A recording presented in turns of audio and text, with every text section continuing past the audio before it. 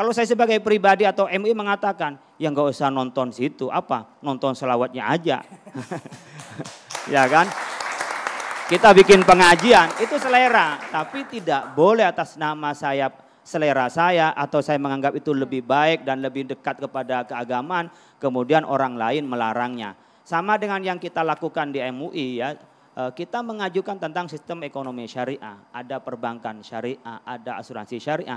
Bagi orang yang mau syariah silahkan ke syariah, tapi kita tidak melarang adanya yang konven.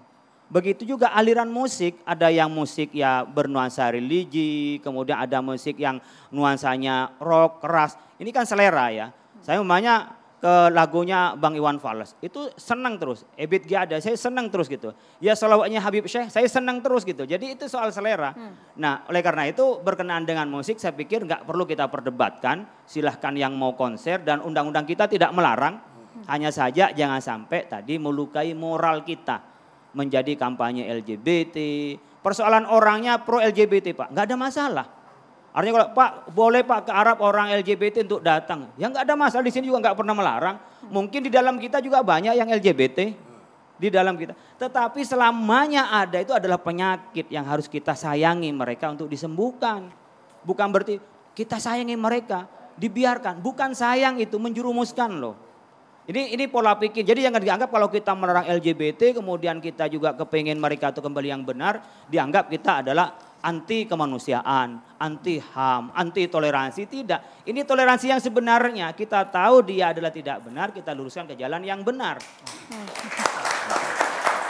Dan kita ingin ajak semuanya, jangan berarti orang agama anti LGBT Pak, dan seterusnya. Dianggap kita ini adalah orang yang anti kemanusiaan, anti toleransi, tidak. Ini yang paling toleransi menurut saya. Kami juga tidak melakukan kekerasan pada mereka baik secara fisik maupun verbal, tapi kita ngajak pada kebenaran. Nah kita ingin juga negara kita jangan sampai ada orang yang kampanye LGBT. Ngadepin yang ada aja tanpa kampanye kita udah pusing. Ya. Apalagi ada orang baru yang banyak penggemar ya. Biasanya masyarakat itu menggemari pada tokohnya itu bisa diikutin, ditiru gitu loh. Kayak baju kan, cara berpakaiannya. Coba orang yang menggemari pada Mas Abu Janda, itu cara pakainya ditiru.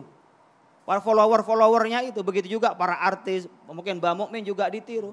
Bang Dery juga bisa tiru para pakaiannya. Jadi banyak yang membuat kita ini terbawa pada mereka. Nah di kita ada namanya saddan lidhari'ah. Maka zina dilarang, bukan zina saja, taqrabu zina, mendekati zina pun dilarang. Itu namanya preventif. Ya. Saya pikir cara preventif yang paling efektif itu seperti apa? Itulah perdebatan malam hari ini. Nah,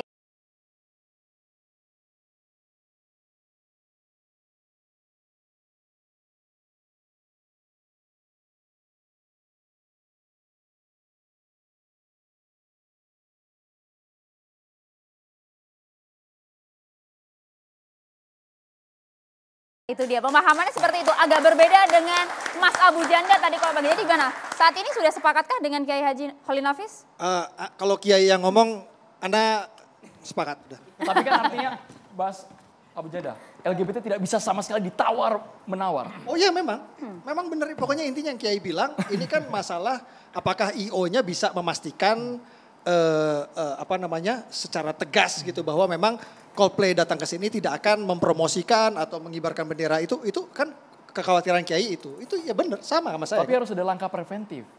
Preventifnya ya IO-nya harus bisa memastikan. Kalau misalnya IO, kalau menurutku jalan tengahnya IO-nya yang harus bisa memastikan. Jadi orang-orang yang memang mendambakan kehadiran fans-fansnya Coldplay tetap bisa win-win for everyone lah, ya kan?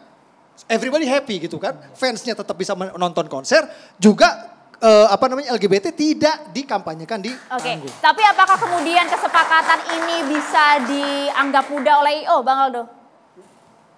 Solusi ini bisa diterapkan tidak?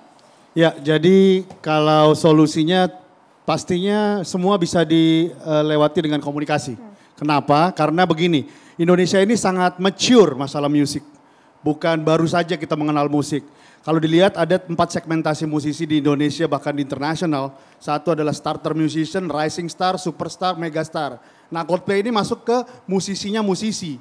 Mereka sudah punya 9 album. Dan juga Indonesia bawa musisi itu bukan cuma baru kali ini.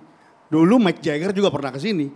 Dulu musik yang dibilang musik setan, Sepultura sama Metallica juga pernah ke sini gitu loh. Tapi baik-baik aja kita semua. Karena kenapa? Orang Indonesia itu hebat.